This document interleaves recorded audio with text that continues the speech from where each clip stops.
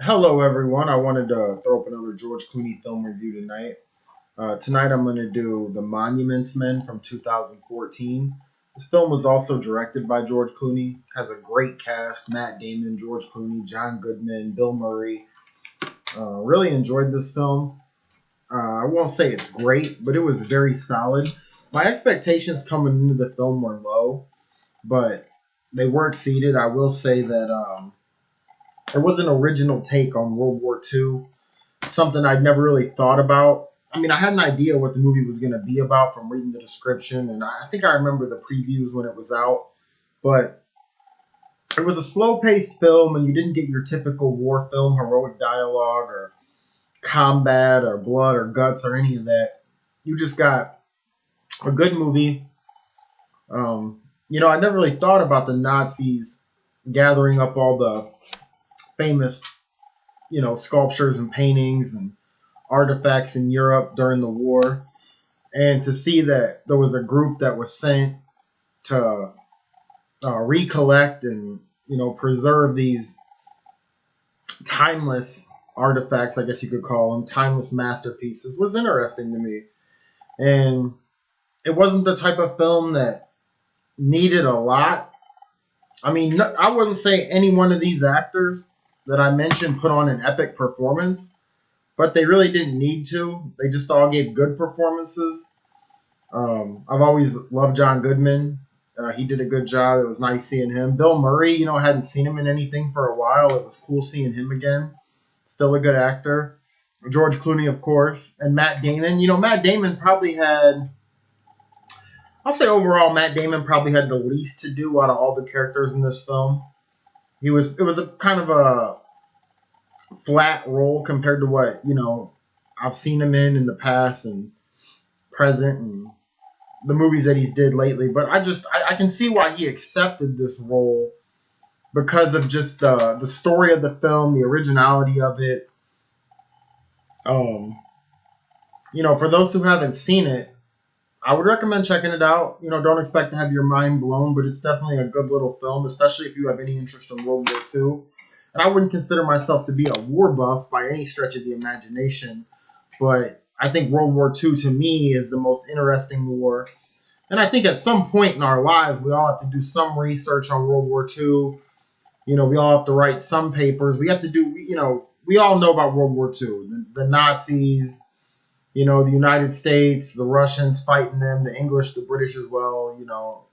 British English, same thing I know, but it was an interesting concept again, and they so I won't really describe the film scene by scene, but I thought some of the for a timepiece of a film, I thought they did a good job of recreating the atmosphere of the time. They threw in a couple historical references, the Battle of the Bulge, a few other things. It wasn't a film either that obsessed on Hitler or the Nazis. I mean, they were in there. There was bits and pieces, but you really never got the feeling that the film was obsessed with, the Nazis like so many other war films that I've seen. It was neutral. They were there, but they were kind of always in the background. Um, Couple of the scenes surprised me a little bit. I really wasn't sure coming in if any of the Monuments Men were going to die, and two of them did. So, and I thought, the deaths were, how do I say it? The deaths were, cool. I mean, the one dude getting shot by the Nazi officer after saving that one statue was cool, and then the other guy, the way they saw that horse and just walking in the field smoking a cigarette and getting shot, and John Goodman trying to find a doctor, and then he ends up dying in his arms. I mean, they didn't show that. They just showed him, John Goodman, holding his dead body, but it wasn't, any type of a great scene or heartfelt or memorable, but it was just, I don't know. I like the way they put this film together. Um, like I said, Matt Damon really didn't have much to do. They kind of had a little bit of a romantic twist with him and that lady, which I did see coming, but they really didn't do anything with it, which I liked. I liked the fact that they didn't go with that. George Clooney, just his role in the film. I thought for what he was given himself, because he was the director, I thought he did a good job in this role. He didn't overact it. He didn't underact it. He did a good job. I think probably for me, Bill Murray and John Goodman were the two best characters in the film. When they found that gold, I don't know how I haven't really researched enough to know how historically accurate this film is, and honestly, I really don't care. Even if it's completely made up, it was still cool and original. But if it was based on a true story, or if there is some elements of truth here, then cool.